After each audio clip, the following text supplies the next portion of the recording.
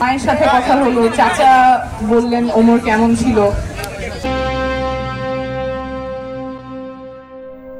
তার ভাইদের সাথে দেখা হলো। আসলে মানে এটা মেনে নেওয়া যায় না যে একটা স্বাধীন দেশে এরকম একটা তরুণ প্রাণ যে খুব ভালো করছিল, কয়দিন পরে সে বিমান বাহিনীতে যোগ দিত, তো সে একদম চোখের পলকে শেষ হয়ে গেল। এই পরিবারটার উপর দিয়ে কি যাচ্ছে, ওনাদের সাথে কথা বললে যে যে কেউ ইমোশনাল হয়ে যাবেন। ওনার মা বলছিলেন উনি শক্ত আছেন, মেনে নিয়েছেন ছেলে চলে গেছে, কিন্তু তিনি এখন যারা বেঁচে আছে তাদের নিয়ে শঙ্কিত। শহীদ ওমরের বাবা এখনো তিনি নিজের স্বাভাবিক জীবনে কর্মক্ষেত্রে ফিরে যেতে ওনার কষ্ট হচ্ছে, উনি মেনে নিতে পারছেন না।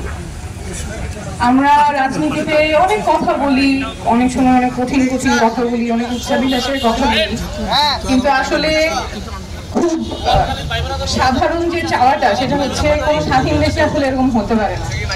একটা স্বাধীন দেশের নাগরিককে রাষ্ট্র এভাবে খুন করতে পারে না, রাষ্ট্রের কোনো বাহিনী এভাবে খুন করতে পারে না, এবং এই বাংলাদেশে আমরা কোনো দিন আর ফেরত যেতে চাই না।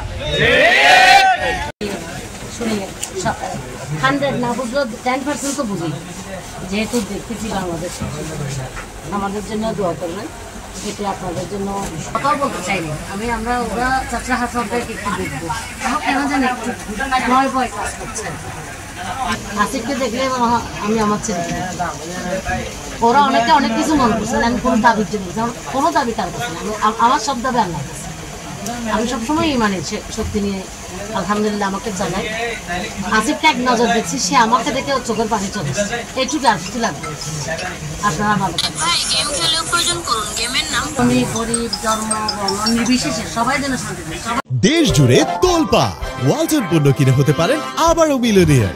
Walton fridge, AC, washing machine ও বিএলডিসি ফ্যান কিনে আপনিও হয়ে যেতে পারেন মিলিয়নিয়ার।